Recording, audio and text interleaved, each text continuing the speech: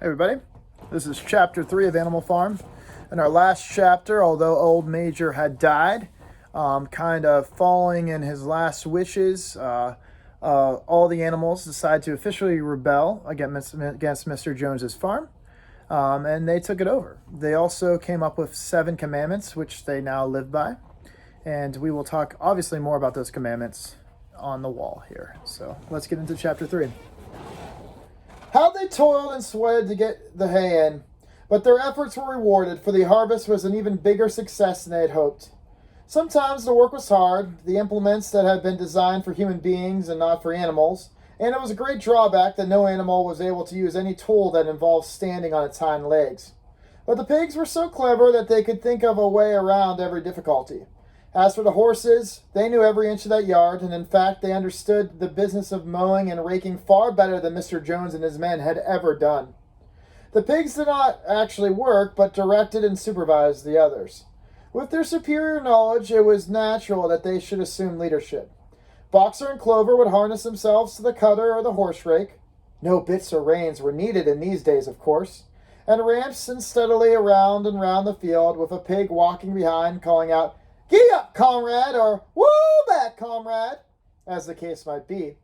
And every animal, down to the humblest, working as turning the hay and gathering it. Even the ducks and the hens toiled to and fro all day in the sun, carrying tiny wisps of hay in their beaks. And in the end, they finished the harvest in 2 days less time than it had usually taken Jones and his men. Moreover, it was the biggest harvest that the farm had ever seen. There was no wastage whatsoever, and the hens and ducks with their sharp eyes gathered up the very last stalk. And not an animal on the farm had stolen so much as a mouthful. All through that summer, the work on the farm went like clockwork. The animals were happy as they had ever been conceived it possible to be. Every mouthful of food was acute positive pleasure, now that it was truly their own food. It was produced by themselves and for themselves, not doled out to them by a grudging master. And with the worthless parasitical human beings gone, there was more for everyone to eat, too. There was also more leisure, too, because inexperienced though the animals were at having leisure, they still enjoyed it. They met with many difficulties. For instance, later in the year, when they harvested the corn, they had to tread it out in an ancient style and blow away the chaff with their breaths, since the farm possessed no threshing machine. But the pigs, with their cleverness, and Boxer, with his tremendous muscles, always pulled them through. Boxer was the admiration of everybody. He had been a hard worker even in Jones's time, but now he seemed more like 3 horses than 1 horse, and there were days when the entire work of the farm seemed to rest on his mighty shoulders alone. From morning to night he was pushing and pulling, always at the spot where the work had to be done the hardest. He always made an arrangement with one of the cockerels to call him in the morning half an hour earlier than everyone else, and this would put him in the volunteer labor at whatever seemed to be the most needed, before the regular day's work even began. His answer to every problem, every setback, was always, "I will work harder," which he had adopted as his own personal motto. But everyone worked according to their capacity. The hens and ducks, for instance, saved 5 bushels of corn at the harvest by gatherings of the stray grains. Nobody stole, nobody grumbled over the rations. The quarreling and biting and jealousy, which had been normal features of life in the old days, had almost disappeared. Nobody shirked, or almost nobody at least. Molly, it was true, was not very good at getting up in the mornings, and had a way of leaving work early at the ground that there was a stone in her hoof. And the behavior of the cat was somewhat peculiar. It was soon noticed that when there was work to be done, the cat would never be found. She would vanish for hours on end, and then reappear at meal times or when the evening after work was over, as though nothing had happened. That's a typical cat for you, I gotta tell you, just avoiding work and pleasantness altogether. But she always made such excellent excuses, and she purred so affectionately that it was impossible not to believe her good intentions. Old Benjamin, who was the donkey, seemed quite unchanged since the rebellion. He did his work in the same slow, obstinate way as he had done it in Jones's time, never shirking and never volunteering for extra work either. About the rebellion and its results, he would express no opinion. When asked whether he was not happier now that Jones was gone, he would say, Donkeys live a long time. None of you has ever seen a dead donkey, and the others had to be content with the cryptic answer. On Sundays there was no work. Breakfast was had an hour later than usual, and after breakfast there was a ceremony which observed every week without fail. First came the hoisting of the flag. Snowball found in the harness room an old green tablecloth that Mrs. Jones had painted on it, and he painted on it a hoof and a horn in white. This was run up the flagstaff in the farmhouse every Sunday morning. The flag was green, Snowball explained, to represent the green fields of England, while the hoof and the horns signified the future republic of the animals, which would rise when the human race had finally been overthrown by them across the world. After the hoisting of the flag, all the animals trooped into the big barn for a general assembly, which was known as the meeting. Here, work for the coming week was planned out, and resolutions were put forward and debated.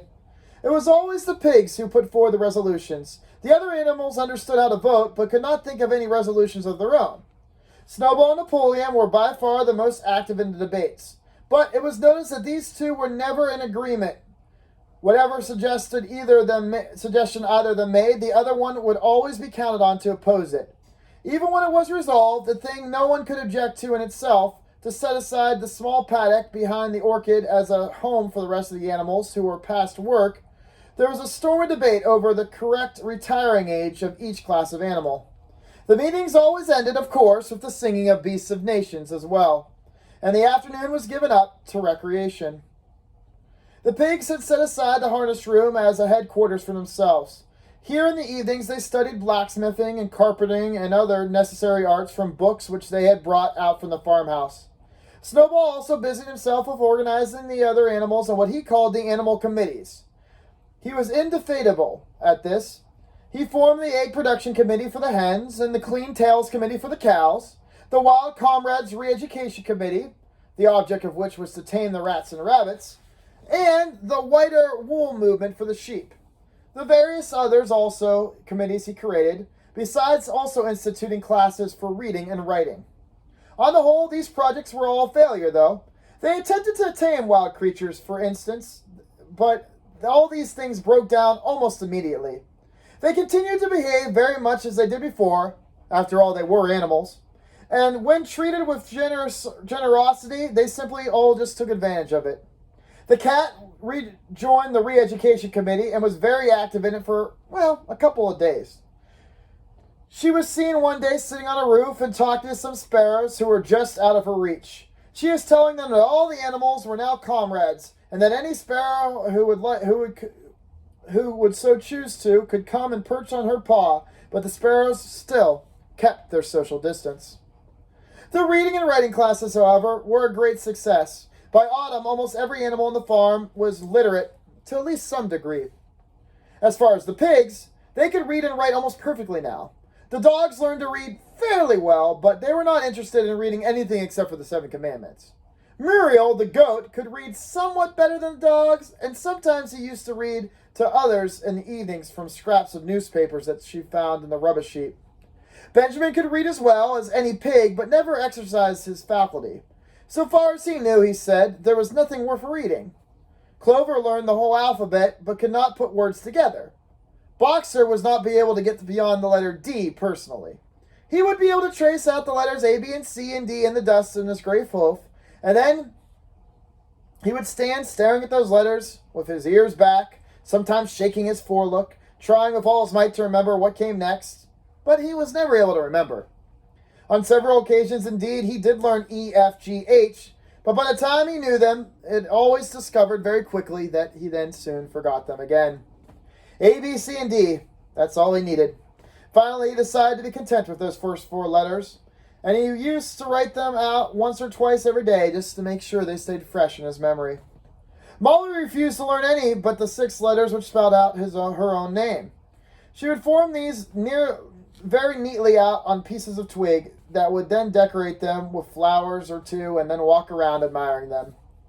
None of the other animals on the farm could get further than the letter A, though. It was also found that stupider animals, such as sheep, hens, ducks, they were unable to learn the 7 Commandments by heart. After much thought, Snowball declared that the 7 commandments could in effect be reduced to a single maxim, which was namely this: 4 legs good, 2 legs bad. This, he said, contained the essential principles of all animalism. Whoever had thoroughly grasped it would be safe from human influence. The birds at first objected this, since it seemed to them that they had 2 legs, but Snowball then proved to them that this was not so. No. A bird's wing, comrades, is an organ of propulsion and not of manipulation. It should therefore be regarded as a leg. This distinguishing mark of man is the hand, the instrument of which he does all of his mischief. The birds did not understand Snowball's long words, but they accepted his explanation, and all the humbler animals set to work to learn the new maxim by heart. 4 legs good, 2 legs bad. It was inscribed at the end wall in the barn, above the 7 commandments, and in bigger letters. When they had once all learned this by heart, the sheep developed a great liking for this maxim, and often as they lay in the field, they would start all bleating, 4 legs good, 2 legs bad, 4 legs good, 2 legs bad. And they would keep that up for hours on end, never growing tired of it. Napoleon took no interest, though, in Snowball's committees. He said that the education of young was more important than anything that could be done with those who had already grown up. It happened that Jessie and Bluebell had whelped soon after the hay harvest, and they gave birth between them to 9 sturdy puppies. As soon as all these puppies were given birth to, Napoleon took those puppies away from their mothers, saying that he was going to make himself responsible for their education. He took them up into a loft, which could only be reached by a ladder from the harness room, and there kept them in such seclusion that the rest of the farm soon forgot even of their existence.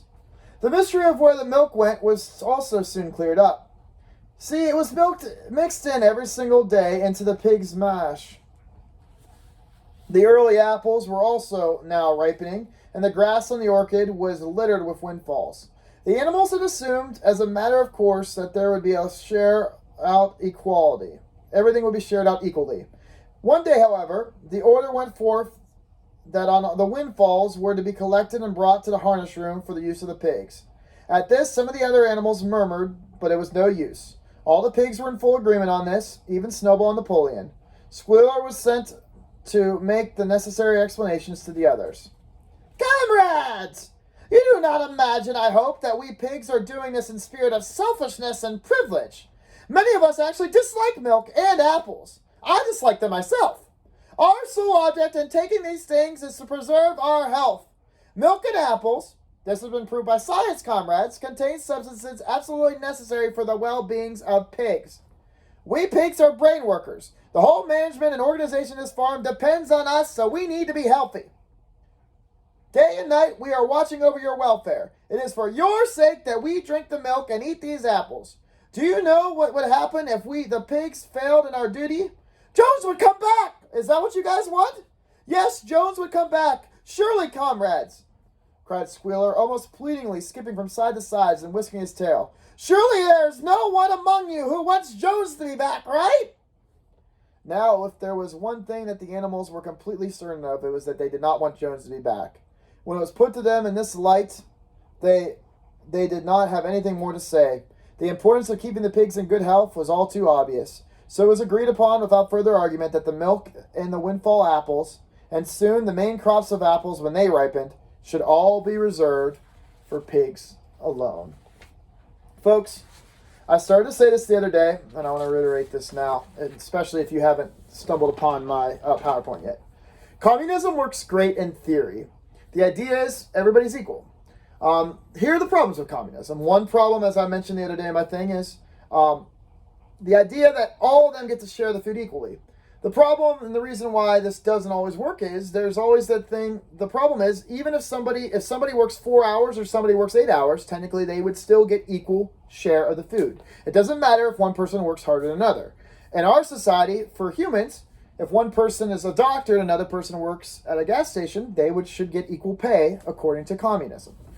So that is one issue with it. Also, communism, the problem with it is, suddenly, when you have somebody like this right now, where the pigs are taking things extra, and they aren't taking equal things. So I want you guys to ask yourself, is it okay that the pigs are suddenly taking a little extra? Or are they going down a slippery slope here where suddenly they're maybe taking advantage of the other animals? With that, guys, I'm going to see you. That is part 3 or chapter 3. Everybody take care.